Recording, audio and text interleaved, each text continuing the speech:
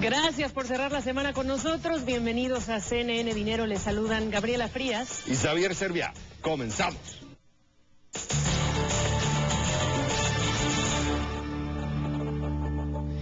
El empresario francés Bernard Tapie y su abogado fueron puestos bajo investigación formal por fraude organizado en el caso que tiene como testigo clave a Christine Lagarde, la directora gerente del Fondo Monetario Internacional.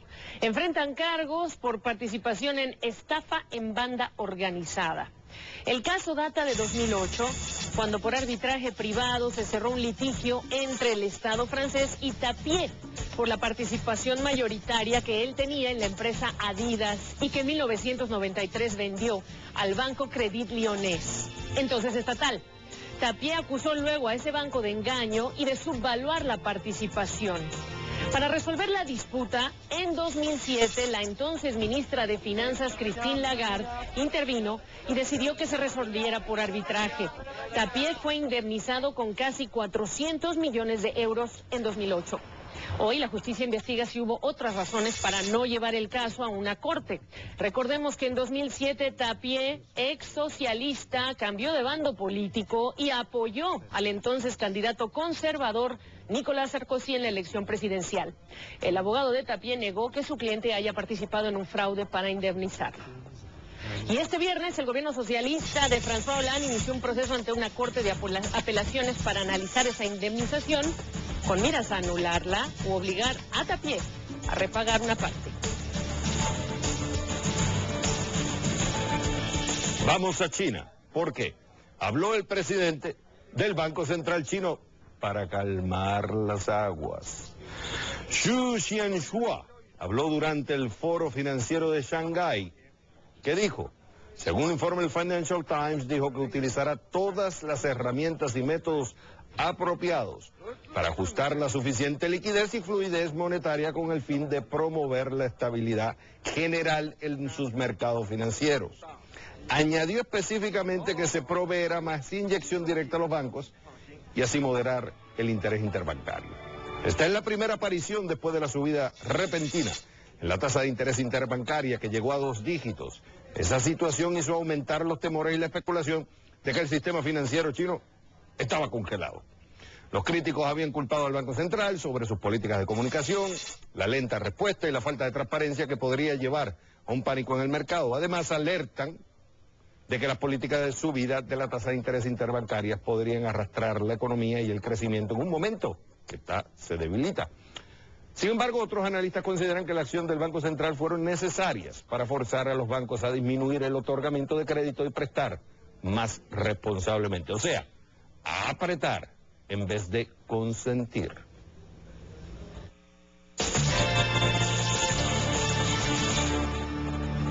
Hoy ponemos nuestra mira en los eventos que marcaron la semana económica. ¿Quién ganó? ¿Quién perdió? Eso se lo vamos a preguntar en un momento a nuestro invitado. Pero antes, queremos tu veredicto. Sobre este tema, nuestra pregunta en Facebook. Para ti, ¿cuál fue la noticia económica más relevante de la semana? ¿Las protestas en Brasil? ¿Los arrestos relacionados con el Banco del Vaticano? ¿Paula Deen y los comentarios racistas? ¿O la volatilidad en los mercados financieros? Vota y opina. Ahora, si prefieren, mientras estamos dialogando, usar tu Twitter, estamos listos. Las cuentas son @Gfrías y @XavierServiaCNN. Nuestro invitado de hoy, Enrique Álvarez, jefe de investigación para América Latina de Idea Global. Como siempre, Enrique, es un placer tenerte en el programa. La idea va a ser así. Primero empezamos contigo. Para ti, ¿quién fue el ganador de la semana? ¿Quién tú le das esa medalla de oro? Después va Gabriela y después cierro este servidor. Y después vamos con el perdedor de la semana. ¿Quién se lleva esa medalla de cartón? Así que primero, para ti, ¿quién se lleva la medalla de oro esta semana? ¿Y por qué? Pues el ganador de la semana fue la volatilidad de los mercados, desde mi perspectiva.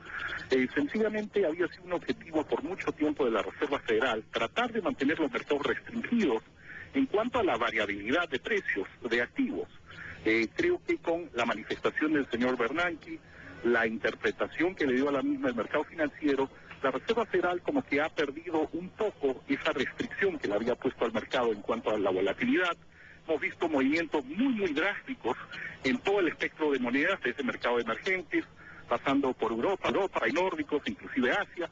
Igualmente todo el espectro de renta fija, es decir, los mercados de bonos, no solamente los de alto rendimiento, los de grado de inversión, los soberanos, alta volatilidad, lo cual no quería la Reserva Federal, por lo menos en mi perspectiva, ahí es el triunfo de la semana en el mercado. Ahora, Sí, adelante. Tú sabes una cosa que me llamó la atención, yo pensé, pero darle la medalla de oro. Sí, y te voy a explicar por qué, porque ahora yo veo una contradicción dentro de la Reserva Federal. Primero sale Ben Bernanke mandando esa señal, lo cual nos demostró que los mercados están un poco caprichosos con la forma de que la Reserva Federal los está incentivando a tomar riesgo. Pero por otro lado, ayer estuvimos reportándolo, salieron casi 3 a 4 representantes del Banco Central, de diferentes bancos centrales de Estados Unidos, diciendo no, cálmense, en última instancia podemos seguir con las políticas monetarias. Entonces, yo lo que veo es que es verdad, hay mucha volatilidad, pero yo lo veo más como que una preocupación que es realmente algo beneficioso. Es como una victoria, y sobre todo si piensas que los inversionistas están como medio hipersensibles, ¿no, Enrique? Absolutamente, Gabriela. Y lo que dice Javier es totalmente correcto en el sentido de que fue una pérdida para la Reserva Federal, pero para el mercado, de que tenía muy poco de volatilidad, pues, digamos, hemos cambiado totalmente el escenario. Y ahora todas las correlaciones que existían en el mercado, de alguna manera han cambiado o se han invertido y tenemos este gran nivel de volatilidad. Es una pérdida para la Reserva Federal, pero para el mercado, en el sentido de variabilidad de precios, pues ganó eso. Eso es bueno. Gabriela. Ahora sí voy yo y caballeros, para mí el ganador aquí, y mira que lo debatimos también, Enrique, estábamos pensando si podíamos darle esta medalla de oro de la semana al gobierno de Brasil o a la sociedad brasileña, al casi ya millón o más de 1 millón de personas que ya salieron en el marco de las confederaciones a protestar por la corrupción y una serie de motivos originados principalmente por esta alza que se había anunciado en el pasaje, en el costo del transporte del pasaje, y finalmente se revierte esta decisión. Y te digo por qué se la doy a los brasileños, porque salen finalmente a las calles, salen a protestar y generan obligadamente que el gobierno de Dilma Rousseff salga y tenga que decir algo. Y la sociedad aprovechó la Copa Confederaciones, qué vitrina internacional más importante para tener que decir algo. Y te digo porque no sé si se la doy al gobierno brasileño, porque no sé si lo que dijo la presidenta es lo que estaban esperando los ciudadanos. ¿Qué dices tú?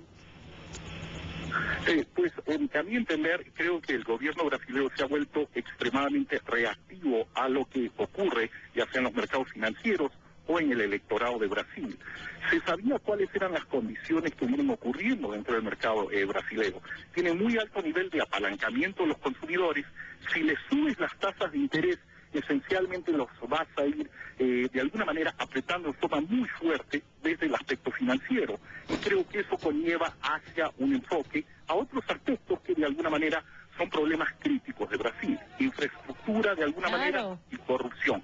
De ahí realmente la reacción, y como tú dices, el público brasilero, el electorado brasilero ganó la semana. La reacción del gobierno creo yo que tiene mucho de política y todavía no tiene mucho sentido. Creo que es un gobierno que todavía busca de alguna manera un ángulo. Ahora, sin embargo, Gabriela y Enrique, al menos hubo una reacción del gobierno.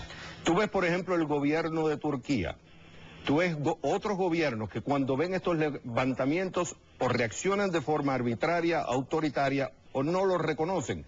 Al menos, es cierto que las decisiones que puede estar tomando o lo que está ofreciendo el gobierno brasilero es otra cosa, pero al menos en comunicación hubo una reacción. Yo te escucho, yo sé lo que está pasando, te estoy escuchando, respeto lo que estás diciendo y voy a buscar la forma de solucionarlo. Eso es, desde el punto de vista de comunicación, al menos estamos viendo que está funcionando la democracia en Brasil. Yo sigo creyendo que salió más presionada que motivada. Por eso, es cierto, sí, hay otros gobiernos en donde hay otro tipo de reacciones, pero viene una elección, hay un pensamiento más electoral en este momento. La presidenta no quiere perder su popularidad, no estoy segura, pero bueno, aquí opiniones hay muchas. Ok, yo le doy la medalla de oro de la semana, se la voy a dar a las autoridades italianas y se la voy a dar al Vaticano. ¿Por qué? Porque ahora nos enteramos, según informes de prensa, que se arrestó al monseñor Nunzio Scarano. Vamos primero con los hechos y después voy con el contexto. Según informes de la policía italiana, a Scarano, al monseñor, se le encontró tratando de entrar 20 millones de euros, son cerca de 26,1 millones de dólares de un avión de procedencia de Suiza. Aparentemente hay 3 personas implicadas. Está el monseñor Nuncio Scarano, está Giovanni Cito, que era un antiguo agente del servicio secreto italiano, que era el encargado de traer ese avión y pasarlo, porque como trabajaba para la policía iba a tratar de pasarlo sin que nadie se diera cuenta, y un broker financiero en Suiza de apellido Carencio. ¿Por qué es interesante esto? Porque al Banco del Vaticano, y al Vaticano se le ha estado criticando por la forma que están administrando el Banco del Vaticano, la falta de transparencia, el posible lavado de dinero, incluso Moneyball, que es una organización que creó el Consejo de Europa, donde están expertos analizando el tema del lavado de dinero a nivel mundial, critica al Banco del Vaticano por la falta de transparencia y que posiblemente el banco se esté utilizando como lavado de dinero, como instrumento para lavar dinero. Al ver que ahora el Vaticano de alguna forma está queriendo cooperar, está sacando esta noticia de que un monseñor estaba tratando de lavar dinero y que las autoridades italianas de alguna forma lo atacan, esto es positivo porque se está viendo un cambio de que el Vaticano quiere traer más transparencia financiera en el Banco del Vaticano. Bueno, esa es la medalla de oro. Ahora vámonos con la medalla de cartón. Para ti, Enrique, ¿quién se la lleva?